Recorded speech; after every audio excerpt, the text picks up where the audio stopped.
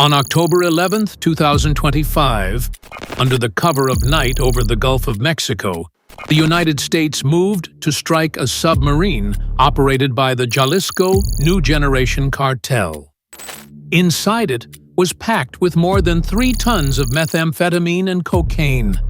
On the black market, that amount of methamphetamine alone was worth nearly $400 million, enough to poison an entire U.S. state. Accompanying the sub were 2 escort boats carrying about 25 cartel gunmen.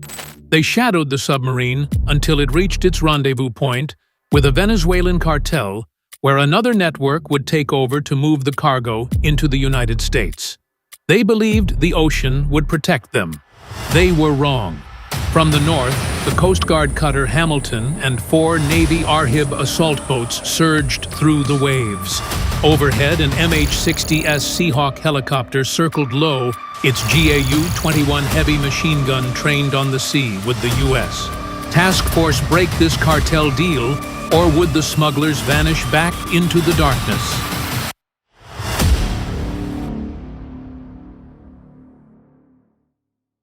At 2:12 a.m., 40 nautical miles south of Pensacola, Florida, the Gulf looked like a sheet of black glass. During a routine radar scan, the Coast Guard's Area Command spotted a faint anomaly on the scope, an unidentified moving dot traveling at just 6 knots, half submerged. No AIS beacon, no radio call, just a ghost drifting through U.S. waters. Within minutes, data from a Navy P-8A Poseidon confirmed it a low heat signature and an irregular metallic outline. Not a fishing boat, not a buoy, something else that had no business being so close to U.S. shores. By 2:25 a.m., the command center at Naval Air Station Pensacola was fully awake. Intelligence analysts cross-checked satellite signals, and what they found froze the room. The object matched a narco submarine, a semi-submersible used by the Jalisco New Generation Cartel to smuggle drugs estimated at 35 feet long and capable of carrying up to 3 tons of cargo. At street value, the methamphetamine and cocaine aboard were worth nearly $400 million, enough to poison an entire state. The bay was calm and moonless, and the radar returns were erratic. Every few seconds, the blip disappeared and reappeared, evidence that the vessel was dipping deeper. Someone down there was playing hide-and-seek with the world's most advanced maritime force. At 2:40 a.m., Commander Rachel Decker gave the order to begin shadow tracking. The Hamilton, the destroyer USS Delbert D. Black, and an MQ-9 Reaper began mapping the route. Every ping and every sonar echo became a race against stealth, because if the narco sub slipped below the thermal layer, it could vanish completely. No one on the bridge spoke. Outside, the waves were a low murmur. Somewhere beneath the black water, a fortune in poison was approaching America. The order was simple: watch, do not attack. By 3:12 a.m., the Hamilton had shifted to passive sonar. Every sound in the ocean was recorded, filtered and analyzed in real time. Within 6 minutes, the AI flagged something unusual, a low-frequency 42 Hz pulse repeating every 18 seconds. It was not biological. It was a propeller. The narco sub was alive, moving east at 7.4 knots deeper than expected, at just 62 feet below the surface, invisible to conventional radar. From the sky, a Navy MQ-9 Reaper transmitted infrared snapshots every 90 seconds. A ghostly orange trail crawled across the dark waterproof of a hidden engine running hard. In the ops room at Pensacola, the data lit up like a heartbeat. The U.S. Navy, Coast Guard Intelligence, and the DEA Maritime Task Force were now tracking the same target. What they saw next stunned even the veterans. The sub was not alone. Thermal imaging showed 2 small escorts carrying roughly 25 cartel soldiers running dark keeping distance and communicating with the sub via encrypted radio pulses every 11 minutes. Inside those pulses, Analysts traced a response path to servers in Maracaibo, Venezuela, confirming coordination from abroad. Minutes later, a space-based infrared alert identified a camouflaged cargo ship linked to a Venezuelan cartel waiting 90 nautical miles to the east, its course aligned with the submarine's intercept point. It was a floating transfer station to push the drugs deeper into global trade routes disguised as industrial paint cans. Surveillance had become a countdown. The narco sub surfaced briefly, just long enough to dump exhaust. That was all the Navy needed. High above the MQ-9 locked its thermal camera on a 30-foot black shape skimming at 8 knots low and fast. Execute phase Delta Commander Decker ordered over the encrypted net. The formation moved as one. The Hamilton surged to 28 knots, carving the Gulf.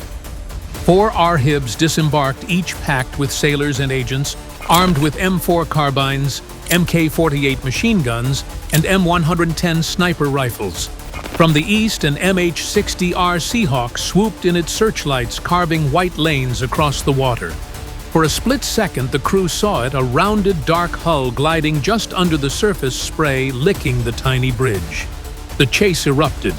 2 nearby escorts opened fire first. Cartel lieutenants popped from a port, raking the night with an Uzi and an AK-103. Tracers slashed crimson lines through the dark. On the Hamilton, gunners answered with 50 caliber fire bursts, lighting the sea like lightning. Overhead, the Seahawk banked hard, the GAU-21 roaring. 1 escort boat detonated into a storm of fire and shrapnel. Spray hammered the RHIBs as they closed. Agents vaulted onto the submarine's slick steel hull boots, scrambling helmets gleaming in the chaos. "Open it now," someone shouted. The boarding team blew the hatch. Inside, they found choking chemical fumes and pallet after pallet of narcotics, roughly 260 pounds of crystal meth and liquid cocaine sealed in black industrial bags worth more than $215 million on American streets. The firefight lasted a little more than 6 minutes. By the end, 3 smugglers were dead, 5 were captured, and 1 American sailor wounded by shrapnel was still holding his position. The sub was crippled, its scorched casing glowing as flames skittered across the water, painting the waves with orange light. From the Hamilton's bridge, Commander Decker spoke softly into the mic, steady and decisive. "Target located. Package secured." Only the ocean answered, carrying the last echoes of a billion-dollar empire sinking into dawn. By 500 a.m., en route to Pensacola, the boarding lights came on. What had looked like a crude steel coffin from afar turned out to be a marvel of criminal engineering at $2. $8 million custom-built narco sub, hand-welded in a jungle workshop somewhere along Colombia's Pacific coast. Its entire hull was coated with radar-absorbing paint, the same style of polymer used on military drones. Bolts were wrapped in carbon tape to mute sonar echoes. This machine was not improvised.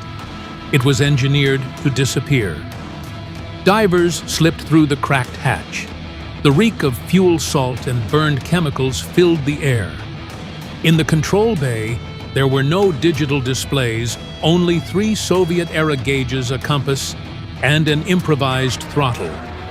Beneath the deck, investigators uncovered a lithium-ion battery array weighing nearly 2,000 pounds, enough to power a small sub about 600 nautical miles without surfacing. Each cell bore Chinese markings, Shenzhen Dynamics Corporation. Behind a false wall lay the cargo chamber. Sealed steel drums strapped with nylon were still warm from the earlier explosions. Forensics confirmed the payload, roughly 240 pounds of methamphetamine and 480 liters of cocaine base. Total street value approached $417 million, enough to supply about 8.5 million doses, the population of New York City. The real shock was in the engine compartment. A black box labeled m-navysignal was wired into the control system, a homemade autopilot linked to an encrypted satellite uplink. The coordinates logged inside showed 2 previous routes from Venezuela to Florida in September. This was not the first run. It was the third.